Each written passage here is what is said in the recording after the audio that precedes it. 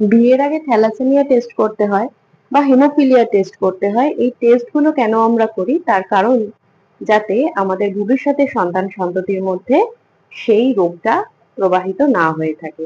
এবার আমরা genetic counselling এর কথা শুনেছি বা আমরা অনেক সময় জানি যে কোনো রোগ, বিশেষত সেটা যদি খুব মারণাত্মক রোগ হয়, জিন ঘটিত বিশেষত, তো সেই ক্ষেত্রে জেনেটিক কাউন্সেলিং এর পাশাপাশি ডাক্তারবাবুরা কিন্তু আমাদের ফ্যামিলি চার্ট তৈরি করেন বা আমাদের ফ্যামিলি হিস্ট্রি ওনারা আমাদের কাছ থেকে শুনতে চান এবং সেখানে দেখি ডাক্তারবাবুরা বিভিন্নভাবে একটা ছকের আকারে কিছু একটা তৈরি করে এবং সেখান থেকে তারা কনক্লুশনে পৌঁছায় এবং বলে দিতে পারে বাচ্চা ভূমিষ্ঠ হওয়ার আগে যে তার মধ্যে কোনো জিন ঘটিত সমস্যা দেখা দিতে পারে কিনা বা সেটা দেখা দিলেও তার পার্সেন্টেজটা কত।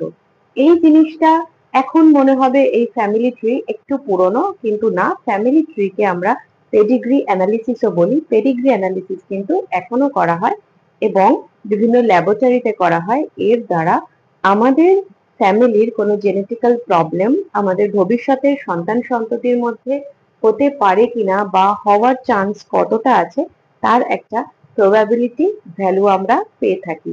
তো এটাই এই বোর্ডে দেখানো হয়েছে। এরকম ভাবে কিন্তু সায়েন্টিস্টরা কাজ করে থাকেন বা ডাক্তারবাবুরা ল্যাবরেটরিতে কাজ করে থাকেন।